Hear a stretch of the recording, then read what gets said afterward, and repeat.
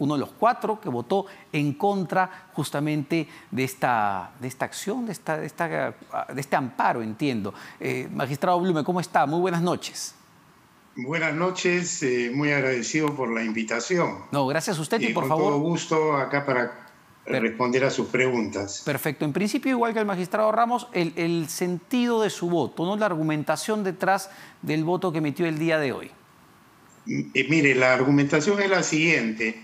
En este caso no existe un derecho fundamental en juego, que es el presupuesto del proceso de amparo, porque de acuerdo a la Constitución no se ha consagrado el derecho al matrimonio entre personas del mismo sexo.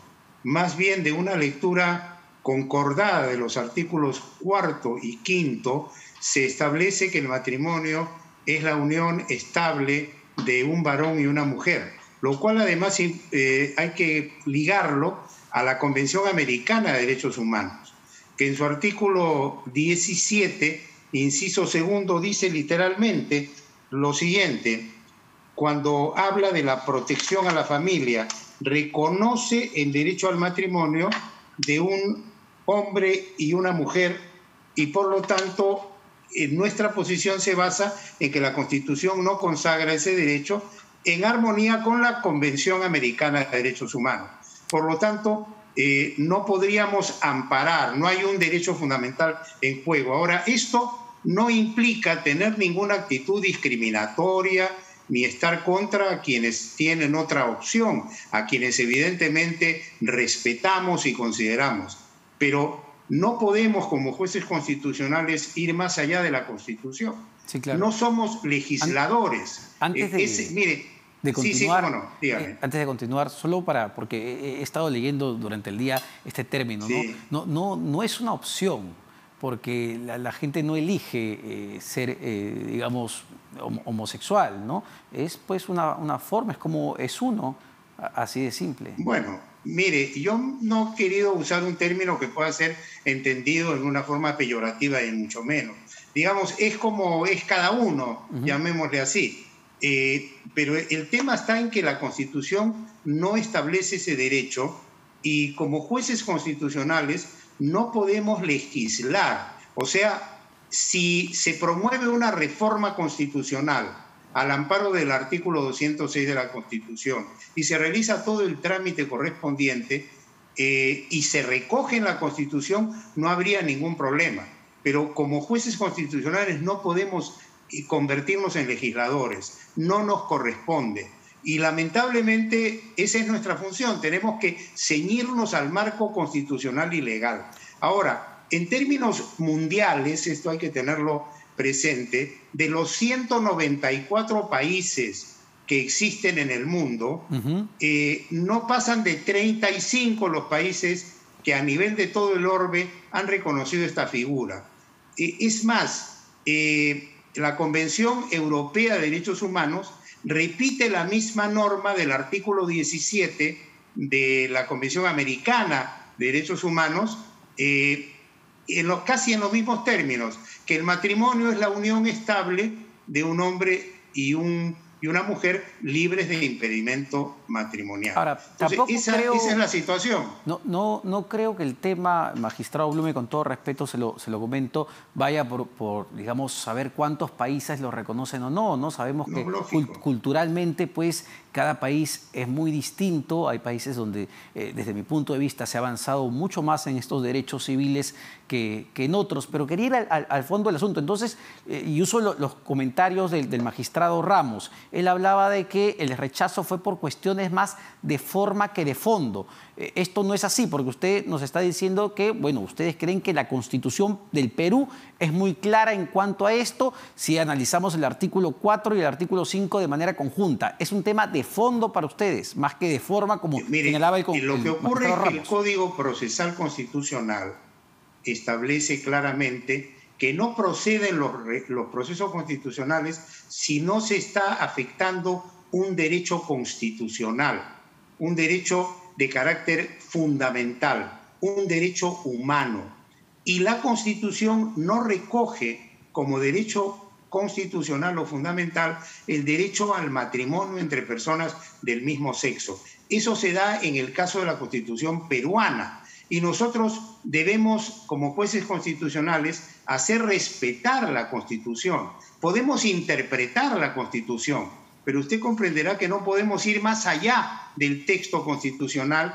Y es más, como le vuelvo a repetir, no solamente esta posición se ampara en la Constitución, se ampara en la Convención Americana de Derechos Humanos, específicamente artículo 17, inciso segundo, al cual me he referido hace unos instantes. Sí. Ahora, más temprano, la presidenta del Tribunal Constitucional, la doctora Ledesma, señalaba que la Constitución, en el artículo 4, no hablaba de un matrimonio entre hombre y mujer, no hacía ese distingo, que eso estaba en el Código Civil, que es también el argumento, entiendo, de la RENIEC, y que la Constitución, decía ella, está por encima, evidentemente, de cualquier ley. Bueno, esa es una interpretación muy respetable que ha asumido la magistrada Ledesma y los magistrados que han apoyado la ponencia. Usted comprenderá que este tema está sujeto, como es obvio, a interpretación, pero para nosotros un análisis concordado del artículo 4, que habla del matrimonio dentro del contexto de la protección de la familia, con el artículo 5, que dice que la unión estable de un hombre y una mujer libres de impedimento matrimonial constituyen una relación estable que da derecho a una sociedad de gananciales, recogiendo el concubinato, en esa forma armónica, interpretando con la Convención, es decir, hay un artículo, inclusive hay una disposición final de la Constitución, que es la cuarta disposición final y transitoria, dispone que la Constitución se interpreta de conformidad con la Convención Americana de Derechos Humanos. Y la Convención Americana de Derechos Humanos habla de matrimonio como derecho del hombre y la mujer. Entonces, no podemos forzar las cosas bajo apercibimiento de incurrir en digamos, de un exceso en nuestra función.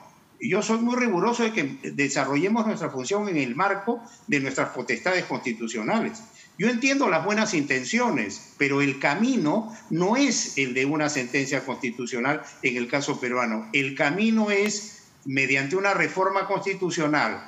No se olvide usted además que la Constitución manda que el matrimonio se regula por ley. Y el artículo 234 del Código Civil habla de que el matrimonio es la unión de un hombre y una mujer. No dice de un varón con otro varón o de una mujer con otra mujer u otra forma de unirse. Para cerrar este tema y más allá del sentido de su voto y la argumentación que ha quedado bastante clara, ya preguntarle por el tema de fondo en sí. ¿Se debería entonces, no sé, desde su punto de vista o no, cambiar la Constitución para que las personas que deseen unirse pues, en matrimonio, en unión civil, como se quiera llamar, cuenten con la protección y los mismos derechos que un matrimonio heterosexual? Mire, mi opinión personal, ya estoy hablando a título personal, yo creo que las personas que no son heterosexuales tienen todo el derecho a hacer un proyecto de vida en común, todo el derecho a ser respetadas, y nosotros tenemos la obligación de respetarlas y de considerarlas en el mejor de los sentidos, y no tienen por qué estar marginadas. Ahora, si esa unión se denomina matrimonio, en este momento en el Perú, desde nuestro punto de vista, no es procedente, pero sí podría establecerse otro tipo de regulación infraconstitucional, es decir, a través de una ley que prevea mecanismos en que estas personas tengan la protección a la cual tienen derecho. Yo entiendo, si dos personas del mismo sexo hacen un proyecto de vida en común y fruto de ese proyecto de vida tienen bienes y una serie de experiencias y relaciones como es natural, de tipo sentimental o patrimonial, que tengan la protección respectiva. Yo en lo particular estoy de acuerdo con eso. Pero entiendo, esto tendría que ser definido en el Parlamento. Esto tendría que ser definido en el Parlamento. No lo podemos hacer nosotros porque no somos legisladores, somos jueces. podemos interpretar en cierto nivel, en algunos casos, y sobre todo conociendo de los procesos de inconstitucionalidad, el contenido de algunas normas. Pero acá estamos hablando de un bloque convencional, es decir, Constitución peruana más Convención Americana de Derechos Humanos. Entonces, ese paso, desde mi punto de vista, no lo podemos dar. Yo respeto mucho, como usted comprenderá, la posición de los colegas de minoría, pero institucionalmente la posición del tribunal es por la improcedencia. Y obviamente, quienes tienen, como es natural, el propósito de apoyar esta causa, hay que unirse en una reforma constitucional o mediante una ley para buscar una solución transitoria en tanto se reforma la Constitución. Ahora, magistrado Blume, ahora sí, cambiando un poco de tema hacia el sectores más políticos, no. la medida competencial, que entiendo está todavía por definirse en el Tribunal Constitucional, ¿esto cuándo se vería? Entiendo que el 11 de noviembre vence el plazo para que el Congreso de la República responda a esto, y esta medida tiene que ver con la vacancia o el proceso de vacancia anterior. ¿Qué tendría que salir de ahí? ¿Tendrían que salir definiciones muy claras de qué es incapacidad moral permanente? Tampoco le corresponde al TC definir eso, sino al Congreso, dentro de lo posible que pueda comentar. Bueno, mire, la verdad que yo estoy muy limitado porque no puedo adelantar opinión. Lo que le puedo decir a nivel de trámite simplemente, que hay que esperar que se conteste la demanda y después hay que señalar fecha para la vista de la causa y después de la vista hay 30 días para resolver. Por lo tanto, estamos en ese trámite esperando la contestación a la demanda. Pero digamos, esa es la situación actual del proceso. Pero a nivel de, no sé si, a ver, a nivel de competencias, haciendo el paralelo con lo que hemos conversado hace un momento, ¿le corresponde o le puede corresponder al Tribunal Constitucional zanjar este tema o tendría que ser visto por el Congreso de la República también a través de una reforma de la Constitución que aclare esos puntos? Mire, yo le puedo hablar de lo que hemos decidido hasta ahora. Y en este caso, este magistrado hizo voto singular respecto a la procedencia de la demanda. Ajá. Fui prácticamente un llanero solitario, si se quiere, porque mis colegas admitieron a trámite la demanda y yo consideré que no, que no se daban los supuestos. Pero ya admitida la demanda, obviamente yo voy a tener que pronunciarme sobre el tema ya de fondo, pero eso dependerá pues de, primero, escuchar a ambas partes, y en este momento hemos tenido la versión en la demanda del Poder Ejecutivo, nos falta la versión del Legislativo, luego en una audiencia escucharlos, estudiar el expediente y resolver lo que corresponda. Más no le puedo decir. Todo apunta a que el Ejecutivo presentaría una nueva medida cautelar, sin entrar al fondo, porque entiendo que no puede pronunciarse. ¿Cuáles son los tiempos que se tienen para ese proceso? ¿Nos dan los tiempos? Depende de cuál es su punto de cuenta, o sea, de dónde cuenta y hasta dónde cuenta. Ajá. Yo diría que nosotros, los actuales magistrados que tenemos mandato vencido, vamos a estar dejando el tribunal, digamos, a partir del más o menos el 20 de enero, porque la comisión, de acuerdo al cronograma aprobado, el 11 de enero del año 2021 entrega al Pleno la propuesta y el Pleno se debe reunir en 5 días. O sea, estamos hablando ya del 20 más o menos, y normalmente hay unos días en que los nuevos magistrados asumen el cargo, digamos, cierran sus actividades anteriores, etc. Sí, claro. Y tenga usted en cuenta que hay un plazo para calificar la demanda, luego viene la admisión, la contestación en 30 días hábiles, etc. Y desde el punto de vista personal, nosotros, los magistrados salientes, si se cumple con el cambio de magistrados, ya no, a mí me parece, no alcanzaríamos a resolver ese caso. Y la medida, y una eventual nueva medida cautelar que se presente en las próximas horas para que el proceso de vacancia del día 9 se detenga, ¿dan los plazos para eso, para que eso se defina en el TC ahora? Bueno, en lo que es medida cautelar, el tribunal en casos de relevancia ha actuado muy rápidamente, ¿no? Ajá, perfecto, magistrado. Clarísimo, sí. Entonces. Muchas gracias por estar con nosotros. Gracias a usted por la invitación, muy amable. No, muy amable con usted, el magistrado Ernesto Blume. Hemos tenido las dos posiciones de dos magistrados del Tribunal Constitucional, el voto a favor, el voto en contra, así que ustedes pueden sacar sus propias conclusiones sobre este evidentemente controvertido tema que tiene que ver con los derechos, ¿no? Con los derechos de las personas. Pero antes de acabar el programa tenemos una información relevante de último minuto que me acaban de pasar. Aquí estamos, se solicita a la señora fiscal de la Nación requiera un informe al ministro del Interior, ojo con esto, al ministro del Interior sobre seguimientos y perturbaciones a un colaborador eficaz. ¿Esto lo envía quién? El equipo especial Lavallato.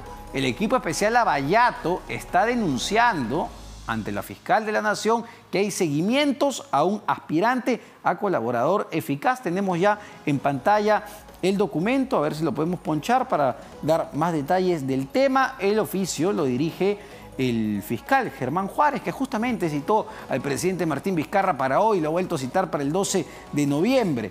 Y se lo dirige al doctor Rafael Vela y dice lo siguiente: señor doctor fiscal superior coordinador del equipo especial, tengo el honor de dirigirme a usted a fin de informar a su superior despacho lo siguiente. El día de ayer, 29 del presente, se apersonó ante esta Fiscalía Supraprovincial el colaborador eficaz 01-2019. ¿Quién será el 01-2019? Asistiendo por su abogado defensor a fin de hacer de conocimiento hechos sobre un presunto seguimiento de parte de efectivos de la policía, efectivos policiales en su entorno personal y familiar, y que para mayor ilustración se adjunta copia, dice, del acta fiscal y anexo proporcionado por el citado colaborador, que da cuenta de la ocurrencia mencionada e identifica un vehículo cuya placa de rodaje pertenece al Ministerio del Interior, Policía Nacional del Perú.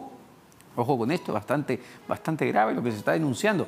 En el segundo punto dice lo siguiente: estando a lo expuesto, solicito a usted se sirva elevar el presente informe reservado al despacho de la Fiscalía de la Nación para efectos, ¿sí?, por su intermedio, se solicita explicaciones pues al ministro del Interior respecto a este hecho grave que viene generando temor al referido colaborador, lo cual perturba la investigación en la cual se encuentra sometido, y lo firma claramente el fiscal Germán Juárez. Ojo con esto, vamos a ver qué es lo que responde, porque entiendo que se va a solicitar justamente ya esta información a la fiscal de la Nación, Zoraida Ábalos. Así que las cosas están bien complicadas, lamentablemente, en nuestro entorno político judicial ahora. Pero ya nos tenemos que despedir y no se pueden perder el siguiente programa con Jaime Chincha y nuestro compañero Fernando Carballo, un programa especial